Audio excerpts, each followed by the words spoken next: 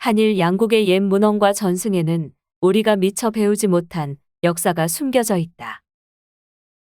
우리는 신라가 왜에게 일방적으로 침략만 받았다고 알고 있지만 일본 측 문헌과 전승에는 신라가 열도를 공략했다는 기록들이 다수 발견된다. 곤란한 점은 우리 고대사의 사료 부족으로 인해 사실 여부를 확인하기가 어렵다는 것이다. 1442년 서장관의 자격으로 일본을 다녀온 신숙주는 그의 저서 해동제국기에서 일본의 사설을 인용하여 신라의 외 정벌을 기록했다. 사년경신에 신라가 서쪽 변방을 와서 쳤다. 신숙주가 어떤 기록을 참조하였는지 알 수 없지만 일본을 다녀온 통신사들도 이와 관련된 기록을 남겼다.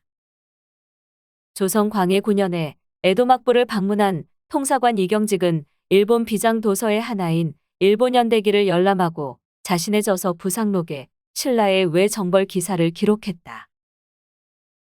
일본은 아득하게 하늘 동쪽에 있어 사방이 큰 바다이므로 외국 군사가 침입하지 못했습니다.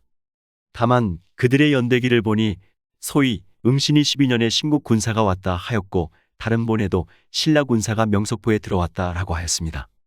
명석포는 오사카까지 겨우 100여리입니다. 적간관 동쪽에 구렁 하나가 있는데 외인들이 가리키면서 이것이 백마분이라는 것인데 신라 군사가 일본에 깊이 들어왔으므로 일본 사람이 화친하기를 청하여 백마를 잡아 맹세하고 말을 여기에다 묻은 까닭이다라고 하였습니다. 화친을 청했다는 말은 사실상 항복했다는 말이다.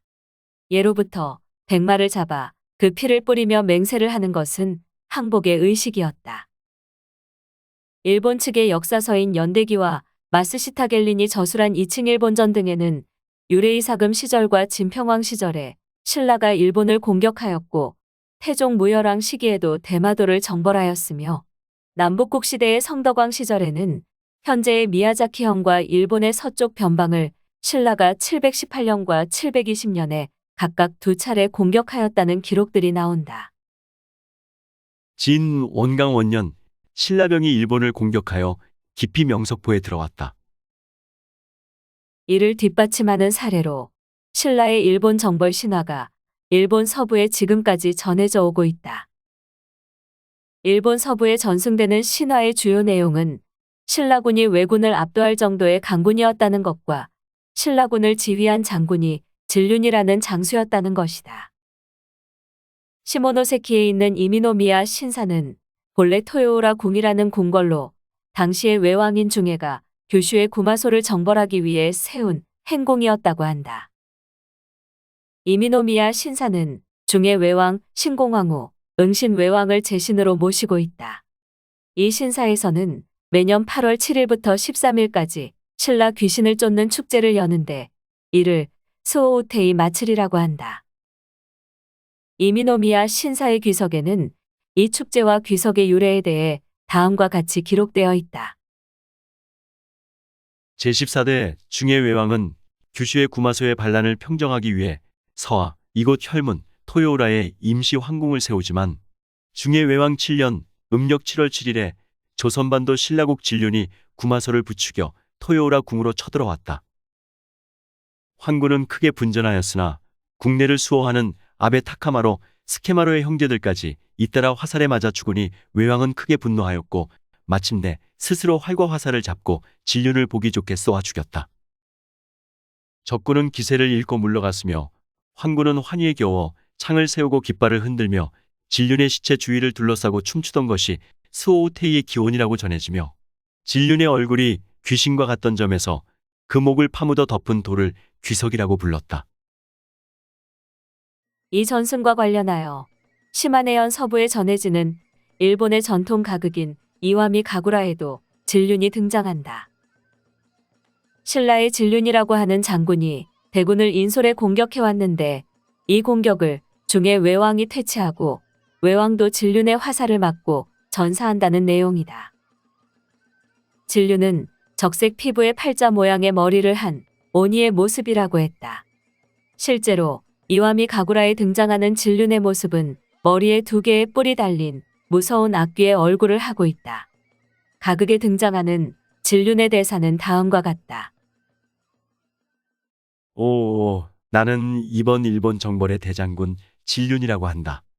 그대는 목숨이 아깝거든 일찌감치 내게 이 나라를 물려주고 이곳을 떠나라. 일본 서기에는 중해가 구마소 정벌 중에 갑자기 죽었다고 기록되어 있어 이 진륜이 구마소 정벌과 관련되어 있다고 추정된다. 외왕은 신이기 때문에 화살에 맞아서 죽었다고 기록할 수 없어서 일본 서기의 편찬자는 이 사건을 갑자기 죽었다고 표현했다. 그러나 다른 기록에는 화살에 맞아 죽었다고 쓰여 있다. 중해 외왕의 이전에 이르기를 스스로 구마소를 쳤다가 적의 화살에 맞아 붕어했다고 한다. 구마소라는 지명에서도 한민족의 흔적을 찾기는 어렵지 않다. 이 지명 속에는 이미 고대 곰토템 신앙을 지녔던 한민족이 이곳으로 도래하여 평정하였음을 의미하고 있기 때문이다. 이를 종합하면 구마소와 왜군의 전쟁에 신라가 구원군을 보냈고 신라 구마소 연합군과의 전투 중에 외왕 중해가 전사한 것이 진륜에 대한 신화로 남았다고 추정할 수 있다. 하치만의 유래와 그의 영험을 묘사한 8번 공연기에는 진륜에 대해 다음과 같이 기록했다. 하치만은 일본의 신토에서 섬기는 신으로 일본을 지키는 국방의 신이다. 중해 외왕 때 일본을 차지하기 위해 신라 수만의 병사가 쳐들어왔고 이를 물리치기 위해 외왕이 몸소 5만여 관군을 이끌고 나가토의 도요우라에 가서 방어했다. 그때 이국의 진륜이 피부가 적색이고 머리가 8개가 있어 마치 그 형태가 귀신과 같았는데 그가 검은 구름을 타고 외에 와서 백성들을 잡아 죽였다. 외왕이 활을 쏘아 진륜을 맞추자 그의 머리와 몸이 2개로 갈라져 죽었다.